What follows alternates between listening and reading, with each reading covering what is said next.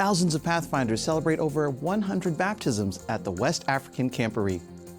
Adventist School in Uruguay offers special activities for vulnerable children. Church in Switzerland celebrates a decade of faith, baptisms, and mission advancement. Adventist Church in the Southern Asia Pacific celebrates first batch of spiritual leadership graduates. See it here on ANN News, where every story is a testament to faith and hope.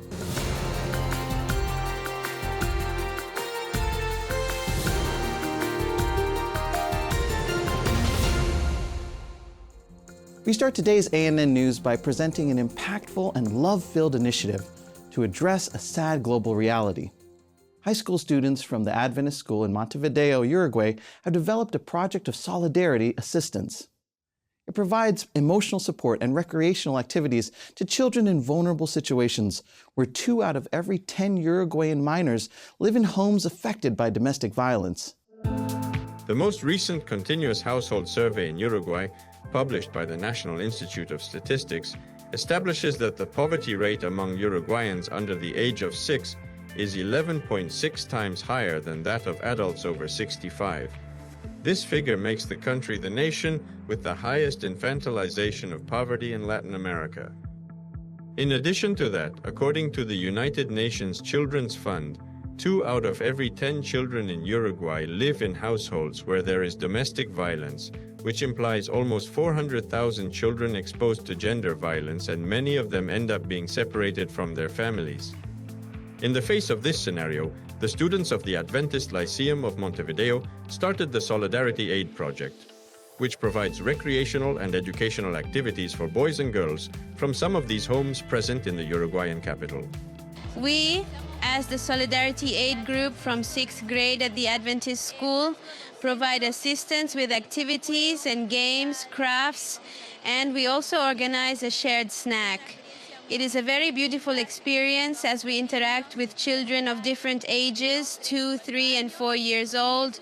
It is a learning experience for us as well, because they also need support and love, and we are trying to provide it in the best way possible. It is a moment that they will enjoy and remember always. Professor Gonzalo Iglesias emphasizes that social activities are important for developing not only emotional intelligence, but also the overall intelligence of students, while teaching that not everyone is born with the same possibilities. The fact of knowing that one is not alone and that one has to help others is a matter that strengthens not only emotional intelligence but also spiritual intelligence, and it is part of the comprehensive education that we try to offer here at the school. It is not just about learning mathematics, Spanish language, but also being able to know that there are others whom I have to help in whatever way I can. Not everyone has the same possibilities, and they are in a privileged, blessed situation to be able to give something back to the community. We, as an educational institution, have the responsibility to prepare them for life. Part of preparing them for life is for them to learn to coexist, learn to interact, learn solidarity as a fundamental value of society. And while this type of activities are an opportunity to connect with true Christianity, practical Christianity, Christianity as it was conceived by Christ himself. Yes, to help, to approach people. It is a way of preaching and understanding how Christianity is conceived. In this way, through these solidarity activities, we connect with the essence of Christianity itself, which is love for others, and in that way demonstrate love for Christ. Montemorelos University and the Inter-American Division joined forces for a landmark health initiative. In a recent collaboration between the Inter-American Division's Health Ministries Department and Montemorelos University in Mexico, a partnership has been established to impact over 1 million individuals this year, focused on enhancing the quality of life through prevention and healthy practices. The initiative will leverage successful health programs based at Montemorelos University. The partnership aims to translate existing programs, train individuals for implementation, and make materials more accessible. The collaboration also includes tracking community impact, developing an online platform to compile health initiatives, and creating an app called Health Dream for preventive health tips. The partnership signifies a shared commitment to promoting health and wellness across the region. Directly from the West African region, a spiritual celebration with over 100 baptisms. The Dream Pathfinder Camporee brought together thousands of Pathfinders. The crowd of people wearing yellow scarves filled the campus of Valley View University in Ghana. In the skies were fireworks, and on the ground there was joy as rhythms of enthusiastic African youth announced that the celebration had begun. A vast array of tents and a sea of Pathfinders came together for a week of varied activities. So what has been the experience at the camp? So far, like when we started the Anna class, I went to the soap making class and we were given some ingredients to, work on the practicals, and it was successful. Parades, performances, games, competitions, but also solidarity and love filled with spiritual moments. I'm really experiencing something quite special since I arrived here. The Dream Camporee, held in Accra, the capital and largest city of Ghana, a country located on the west coast of Africa, was a remarkable event that brought together over 12,000 participants in a natural and serene environment. My name is Abina Chama Nimako, and I am from the Accra City Conference. This camporee has been a nice experience for me, and right next to me is the obstacle course, and I'm just about to try it out. Hello. My name is Alvin Osivin. I'm from Liberia and have been enjoying this camp so far. There have been many things. The camp, the place is more comfortable. The days were especially memorable, with sunny conditions and a climate of hope and spiritual renewal. Participants gathered in the shade of trees, while a youth orchestra played African rhythms, creating an atmosphere of celebration and praise. It was a great experience being an ANA instructor and an instrumentalist. You have to meet all people from the world, and it was just a great thing. I pray and I also invite you and want to see you next year. One of the highlights of the event was the powerful sermon delivered by General Conference Youth Ministries Director, Buzi Kumalo. In his message, he highlighted the unique and global nature of the Pathfinder ministry, using the story of Joseph in Egypt as an example of how God works in unexpected ways to fulfill his plans. The different presentations, the different activities did point to the fact that our young people in WAD are focused on mission. The Pathfinder ministry is strong in this division, and may God continue to use our leaders and our Pathfinders to spread the gospel of Jesus. During the camporee, over 100 people were baptized, making a public commitment to their faith in Jesus Christ. Pastor Alfred Asiam shared his emotional personal experience and joy at having the opportunity to baptize his daughter. This historic moment demonstrates the commitment of the West African Division to mission and spiritual growth. This is the first time we are having a camporee that over 100 Pathfinders got baptized. They gave their lives to Jesus and they were baptized, and because of that, we are proud of what the Lord has done. The fearless and courageous Pathfinders shared their experiences, describing the camporee as a combination of fun activities, new friendships, and moments of communion with God. We have truly experienced good times here and have met many nationalities. We have received a warm welcome and have also had many activities such as awards and other activities, games, and also spiritual experiences. Good. We've had so many fun activities. It's been so wonderful. We've had corner stations and we made new friends, the drills, everything we've done has been so good, and most especially we had quality time with God. And I would like to encourage you all to please attend the next program in Bangkok University in Nigeria. Thriving for a decade, a project courageously confronts challenges to cultivate and renew faith in Jesus Christ against all odds in Europe. Vivo Church recently marked a decade of faith and growth in Geneva, Switzerland, reflecting on a spiritual journey filled with mission, relocation, and a unique Saturday evening worship experience. The community celebrated its 10th anniversary with a grand event, blending a captivating liturgy with an evening of games and feasting. Amidst the joy, members and guests expressed gratitude to God for the extraordinary journey of Vivo Church. Originating from the Hope for Big Cities project in 2005, Vivo officially began its services in 2014, renting spaces and welcoming missionaries. After various relocations, the church found its permanent home in 2022, emphasizing its mission with Saturday evening worship. Pastor Leandro Lopez, who has been in charge of the community from the outset, explains that the aim is to enable members of other churches to invite their friends to Vivo while continuing to attend Saturday morning worship in their own community. Pastor Lopez envisions more anniversaries as they continue to shine God's light on the streets of Geneva.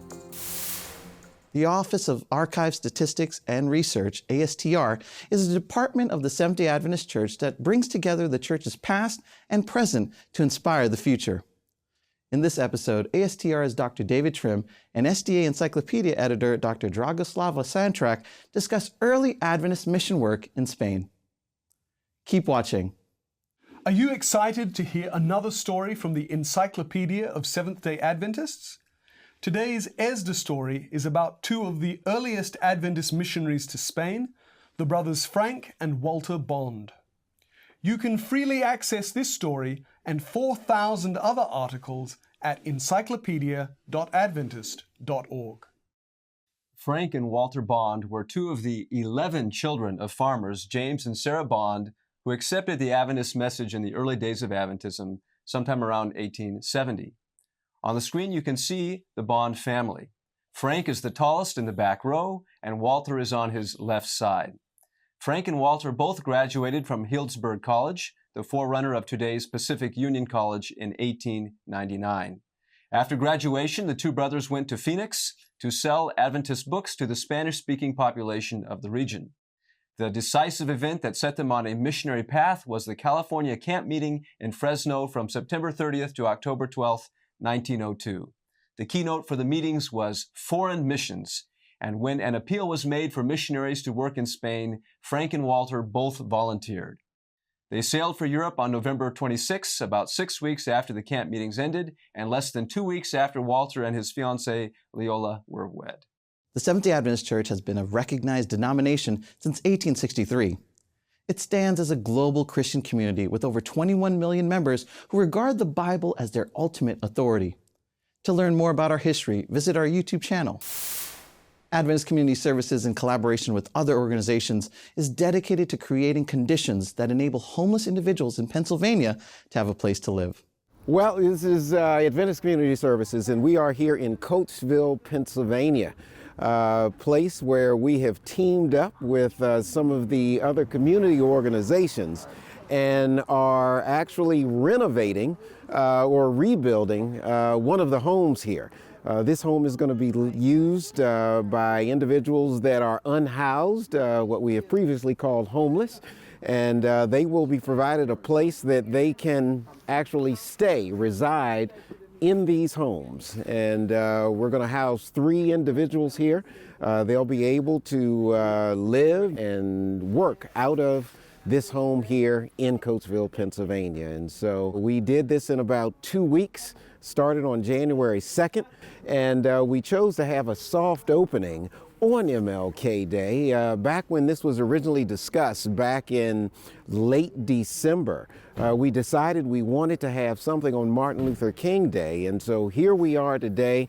We have the soft opening. We had a couple of council people here, a couple of other dignitaries who came and joined us for the soft opening. In a couple of weeks, we'll have the ribbon cutting early February, and we'll actually have this home up and running as a facility for the homeless here in Coatesville, Pennsylvania. I've talked to a number of the people that have volunteered here over the last 2 weeks, and they say it just does something for them, being involved in something like this, being a part of something like this. And here on Martin Luther King Day, to actually be able to spend it, yeah, it's a day off work, but to be able to spend it working for others, oh my goodness, it's just a good feeling to be involved in, and we've been able to be a part. And all of those volunteers that have been involved over the last 2 weeks, they've been able to be a part too. So everyone is blessed, the community and those that are actually involved. And so we ask that you would keep this effort in your prayers. This effort will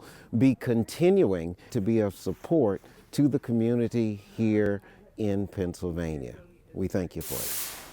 Volunteers from Avon Health Ocala provided medical care and emotional support to over 1,400 patients in Quito, Ecuador, extending their mission beyond the hospital walls.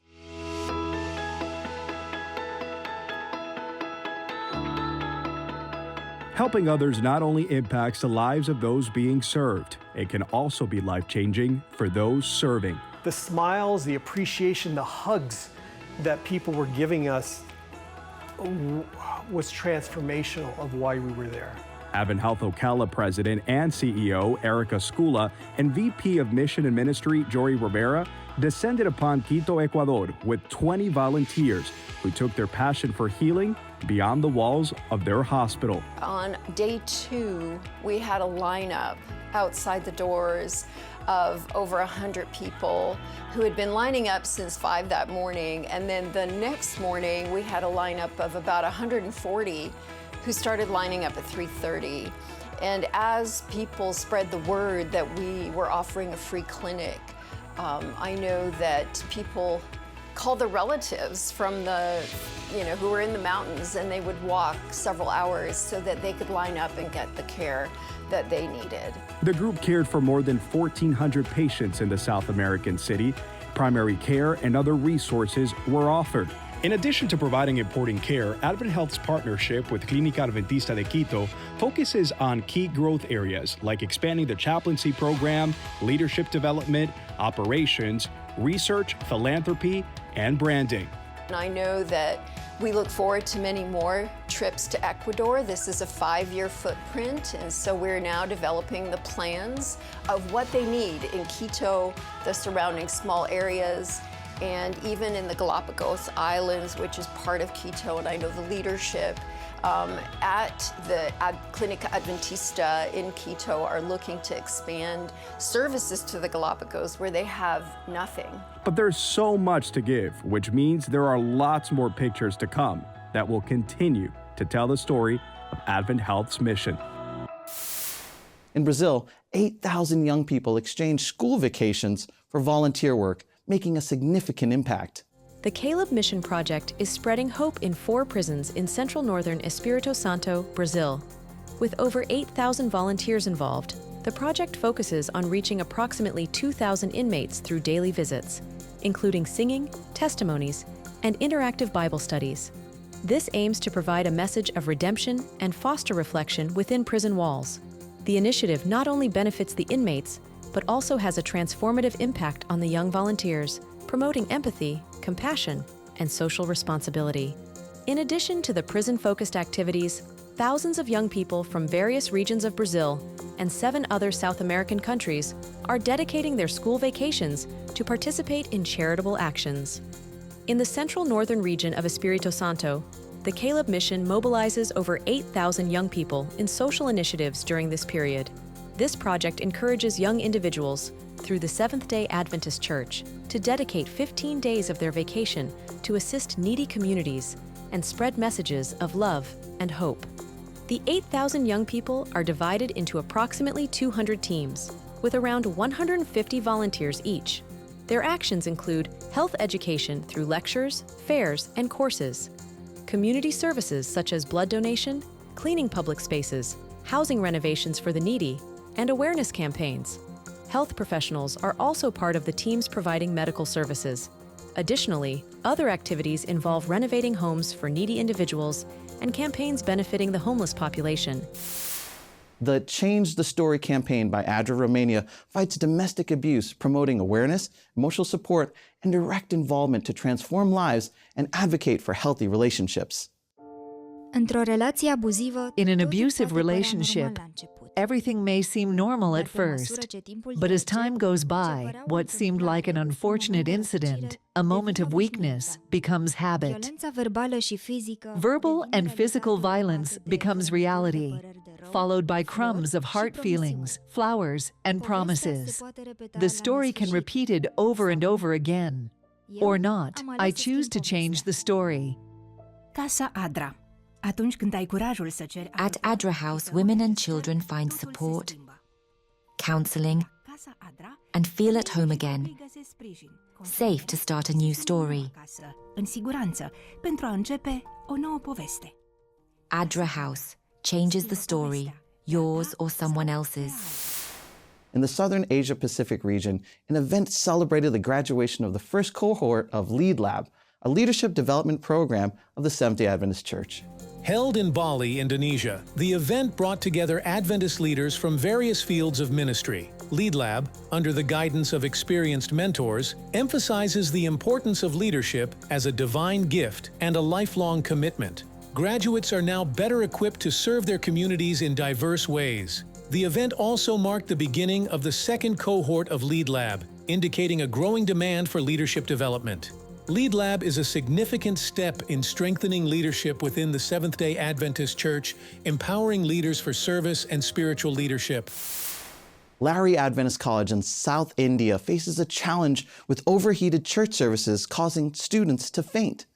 They plan to build a new church to provide a safer, cooler worship space for their diverse student body. This initiative highlights the college's commitment to combining education with spiritual well-being. Let's watch the story sent by Adventist Mission. Imagine sitting in a church service where it was so hot that you noticed the people around you fainting.